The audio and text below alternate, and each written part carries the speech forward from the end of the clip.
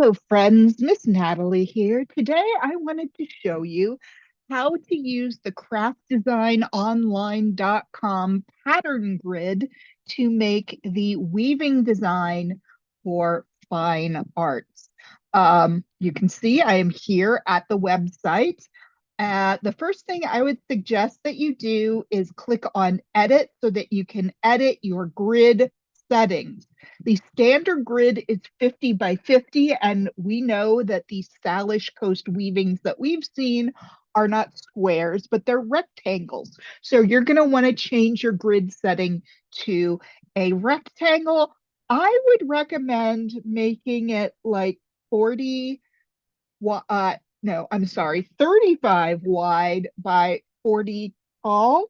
Or you can go make it lengthwise. It's your choice, but make it a rectangle, 40 by 35 or 35 by 40. Those are my recommendations. All right. And from here, you will, if you scroll down, you can see there is a color selector here. Right now we have red selected. If I click on the next one, that starts out as white, but I can choose any color here. And then I gotta choose my color around the circle for the general hue. And then I can have tints, tones, and shades by moving it around here. So maybe I want green or blue. Maybe I want a black so I can stay in any zone and click on the square and take it to black. That's how I choose my different colors, and I can create my color palette here before I get started, which is kind of nice. And then I click on the square. Okay, so I've got primary colors plus black. Um, Over on the right are the different tools I can use. I recommend using the line tool and the square tool. They seem to do or the rectangle tool. They seem to cover the area the best. So let's see, let's make a line. What color do I have? Let's do black. Let's see. I can make lines here, make some lines. Remember, whatever this is, we're doing right and left symmetry. So whatever I do on the right, I have to do on the left. That was easy with the lines, but say I want to do some squares now. One, two. So if I do a square on the left, I have to do it on the right. If I do a square on the right, I have to do it on the left. All right. Um, and down here, I can choose a different color. That's using a square. If I want to make a triangle, I could make one that is just one square left each time. And there, that's a triangle. Um,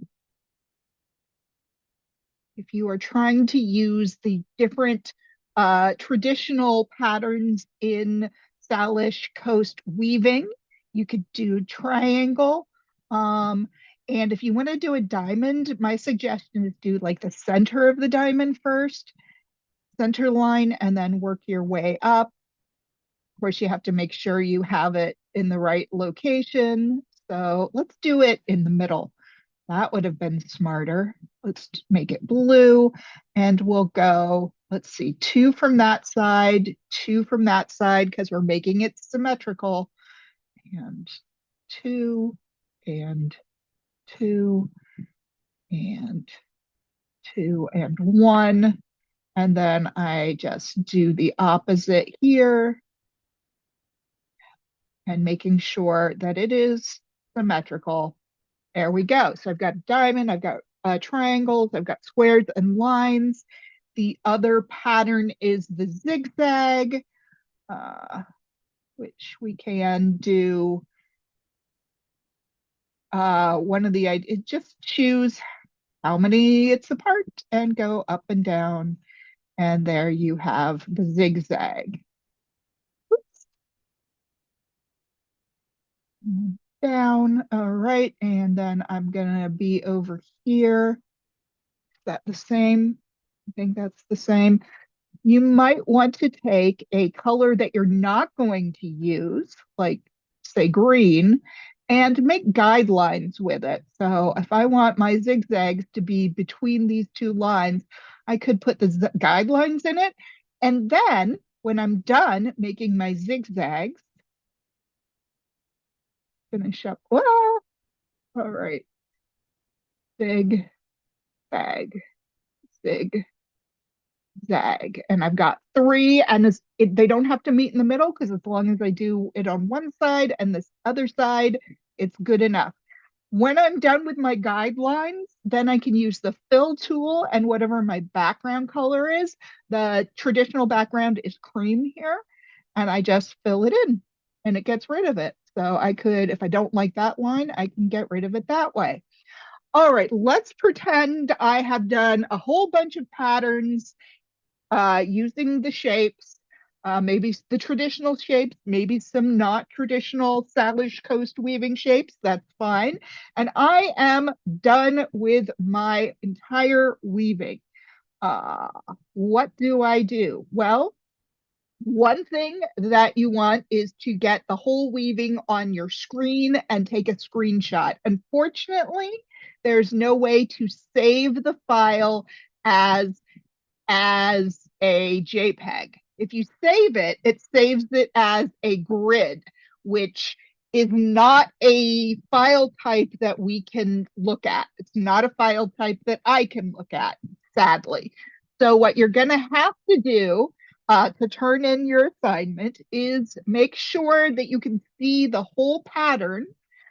And one way to do that is to go to your Chrome, click on these three dots here, find where it says zoom, and zoom out.